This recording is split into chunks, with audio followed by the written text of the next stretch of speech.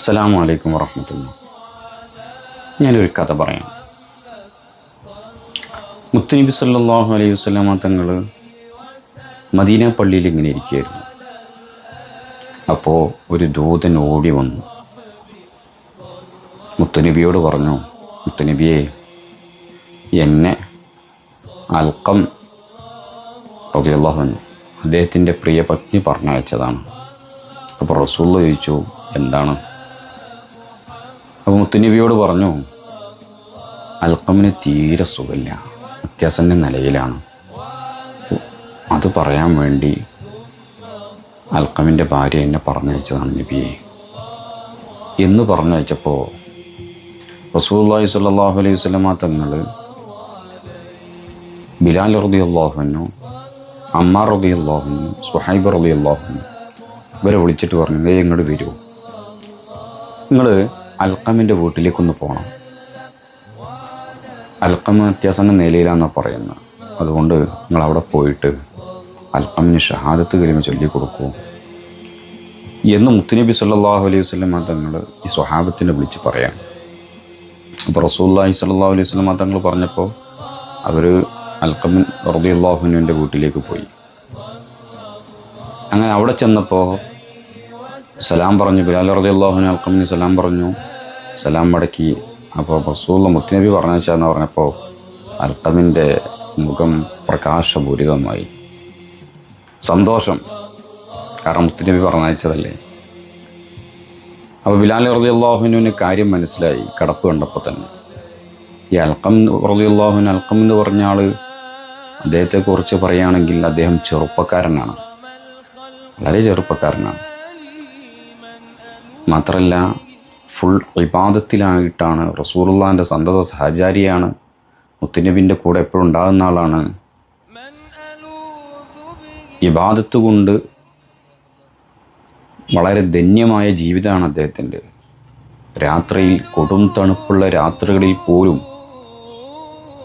നിന്ന് നിസ്കരിച്ച്, പ്രഭാതം വരെ നിന്ന് നിസ്കരിച്ച് റബ്ബിനോട് അടുത്ത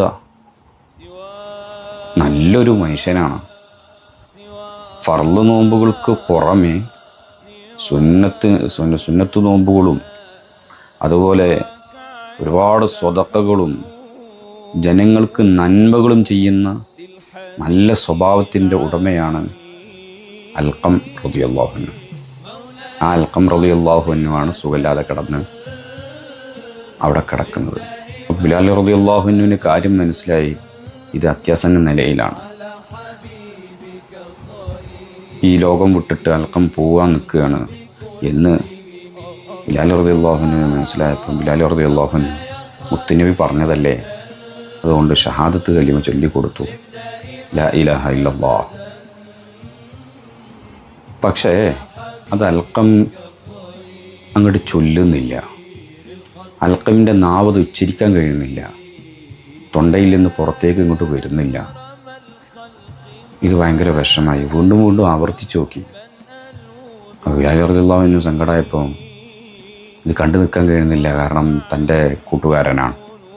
ഉടനെ ഓടി മുത്തുനബിൻ്റെ ചാരത്തേക്ക് ഓടി, മുത്തുനബിയെ, ഇതാ അൽക്കമിന് ഞാനിങ്ങനെ ഷഹാദത്ത് കലിമ ചൊല്ലിക്കൊടുത്തിട്ട് ഉച്ചരിക്കാൻ കഴിയണില്ല മുത്തുനബിയെ, നബിയെ എന്ന് സങ്കടം പറഞ്ഞപ്പോൾ മുത്തുനബി ചോദിച്ചു, സ്വഹാബത്തിനോട് ചോദിച്ചു, അല്ല അൽക്കമിന് ആരൊക്കെ ഉണ്ട്, ജീവിച്ചിരിപ്പുണ്ട്, മാതാപിതാക്കൾ ആരെങ്കിലും ജീവിച്ചിരിപ്പുണ്ടോ എന്ന് മുത്തുനബി ചോദിച്ചു.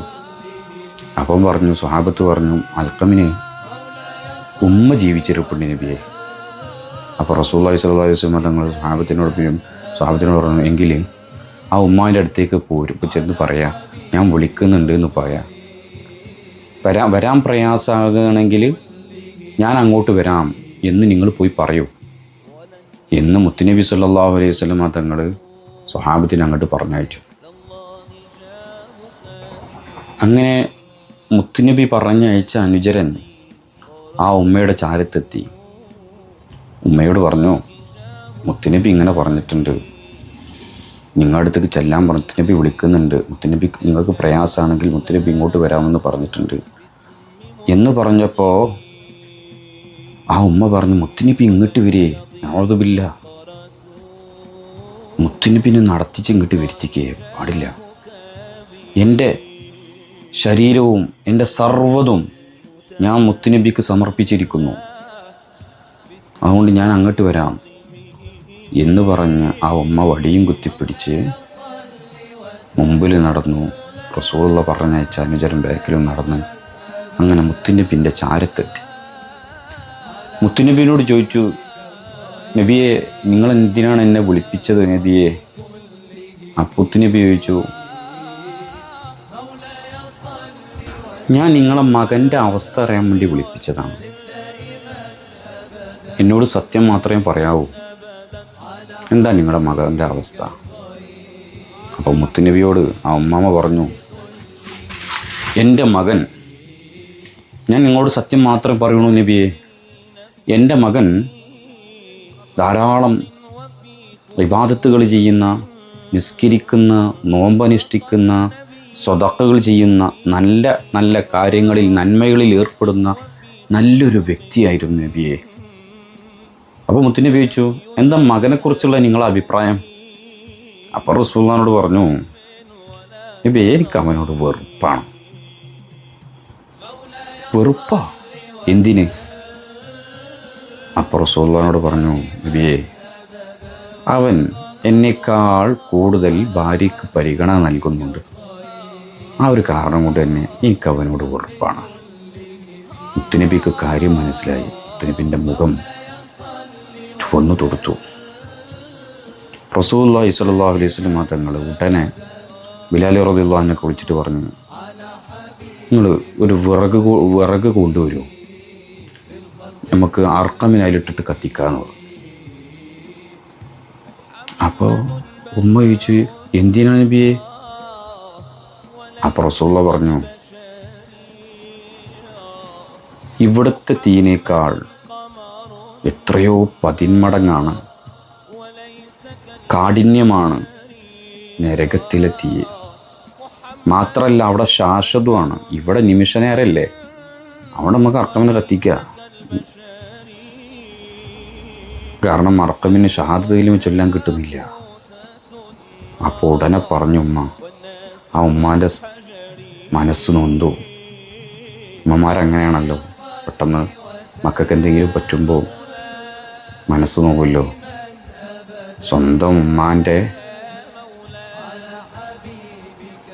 കരൾ പറിച്ചെടുത്ത് ഓടുമ്പോൾ പോലും ഉമ്മാനെ കുത്തിക്കൊന്നിട്ട് ഉമ്മാൻ്റെ കരൾ ഹൃദയം ചുഴന്നെടുത്ത് പറിച്ചോടുമ്പോൾ പോലും ഉമ്മ പറയും, മോനെ വീഴാതെ നോക്കണേ. അത്രയും സ്നേഹനിധികളാണ് നമ്മുടെ മാതാപിതാക്കൾ. അത്രയും സ്നേഹമാണ് ഉമ്മമാർക്ക് നമ്മോട്. ആ ഉമ്മ പറഞ്ഞു, പറ്റൂല നബിയെ, പറ്റൂല, എൻ്റെ മോനെ കത്തിക്കണ്ട, ഞാൻ എൻ്റെ മോനക്കൊക്കെ പുറത്തു കൊടുത്തിട്ടുണ്ട് നബിയെ. റസൂലുള്ളാഹിനോട് പറഞ്ഞു, കണ്ണുനീരിങ്ങനെ വരാൻ തുടങ്ങി. മുത്തുനബി പറഞ്ഞു, മുത്തുനബിയെ, ഞാൻ പുറത്തു കൊടുത്തിട്ടുണ്ട് നബിയെ, എൻ്റെ മോനൊന്നും ചെയ്യരുത്, എൻ്റെ മോനക്ക് പുറത്തു ഞാൻ കൊടുത്തിട്ടുണ്ട്. അപ്പോൾ റസൂലുള്ളാഹി സ്വല്ലല്ലാഹു അലൈഹി വസല്ലം തങ്ങൾ ബിലാൽ റളിയല്ലാഹു അൻഹു വിളിച്ചിട്ട് പറഞ്ഞു, നിങ്ങൾ പോയി നോക്കി ബിലാലെ, ഉമ്മ മനസ്സറിഞ്ഞിട്ടാണ് പുറത്തു കൊടുത്തതെങ്കിൽ തീർച്ചയാണ്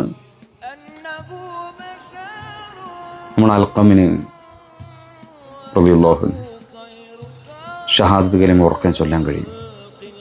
ഞാൻ ബിലാൽ റളിയല്ലാഹു അൻഹു ഓടി ചെന്ന് നോക്കുമ്പോൾ ഉണ്ട്, ആ വീട്ടിലേക്ക് കയറി ചെല്ലുമ്പോൾ തന്നെ ഉണ്ട്, വീടിൻ്റെ ഉള്ളിൽ നിന്ന് ഉറക്കനെ ഷഹാദത്ത് കലിമ അൽഖം റളിയല്ലാഹു അൻഹു ചൊല്ലുന്നു. മുഖം പ്രകാശപൂരിതമായി കൊണ്ട് തന്നെ അൽഖം റളിയല്ലാഹു അൻഹു അവിടെ നിന്ന് ഇവിടെ പറഞ്ഞു.